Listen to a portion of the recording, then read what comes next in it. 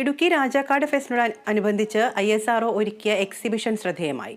ഇന്ത്യയുടെ ആദ്യ റോക്കറ്റ് വിക്ഷേപണ വാഹിനി മുതൽ ISLV വരെ പ്രദർശനത്തിന് ഒരുക്കിയിരുന്നു. ഇന്ത്യയുടെ സ്വപ്ന പദ്ധതിയായ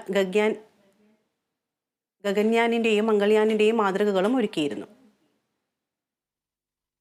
22-ാം തീയതി തുടക്കം കുറിച്ച ഹൈറേഞ്ചിന്റെ മാമാങ്കമായ രാജാക്കാട് ഫെസ്റ്റിൽ വൈകി വന്ന വസന്തമാണ് ISRO ഒരുക്കിയ എക്സിബിഷൻ. ശാസ്ത്ര സയൻസ് വിദ്യാർത്ഥികൾക്ക് ഏറെ പ്രയോജനം ചെയ്യുന്ന വിധമാണ് ശാസ്ത്രജ്ഞൻ പ്രദർശനം ഒരുക്കിയത്. തിരുവനന്തപുരം ISROയിലെ ശാസ്ത്രജ്ഞരാണ് എക്സിബിഷൻ ഒരുക്കിയത്.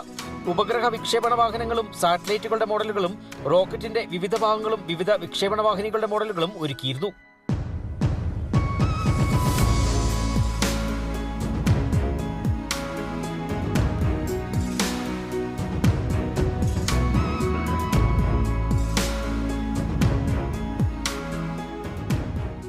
വിജയകരമായി പൂർത്തീകരിച്ച ചന്ദ്രയാൻ 3, ആദിത്യ എന്നിവയുടെ വിക്ഷേപണ വിവരങ്ങളും സ്റ്റാളിൽ ഒരുക്കിയിരുന്നു.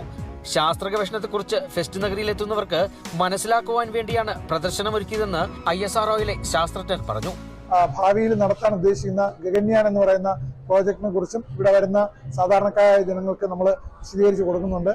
അപ്പോൾ അതിലൂടെ അവർക്ക് സ്പേസ് എന്താണെന്നും നമ്മുടെ ISRO എന്തൊക്കെയാണ് ചെയ്യുന്നതെന്നും അത് എങ്ങനെയാണ് നമുക്ക് പൊതുജനങ്ങൾക്ക് ഉപകാരപ്പെടുന്ന കാര്യങ്ങളാണ് നമ്മളിവിടെ അവർക്ക് വിവരിച്ചു കൊടുക്കുന്നത്. 3000-ഓളം ആൾക്കാരെ ഇത് കണ്ടു പോയിട്ടുണ്ട്. അതിൽ കുട്ടികളുണ്ട്, മുതിർന്നവരുണ്ട്. ഇതിൽ ഒരുപാട് സംശയങ്ങൾ ദൂരീകരിച്ച ഒരുപാട് ആൾക്കാരുണ്ട്. അതിൽ നമ്മൾ വളരെ കൃതാർത്ഥരാണ്. പ്രദർശനം കാണുവാനും ബഹിരാകാശ ഗവേഷണത്തെക്കുറിച്ച് മനസ്സിലാക്കുവാനും നിരവധി ആളുകളാണ് സ്കൂൾ കെട്ടിടത്തിൽ ഒരുക്കിയ പ്രദർശന സ്റ്റാളുകളിലേക്ക് എത്തിയത്. കഴിഞ്ഞ 10 ദിവസങ്ങളിലായി നടന്നു വന്നിരുന്ന രാജാക്കാട് ഫെസ്റ്റ് സമാപിച്ചു.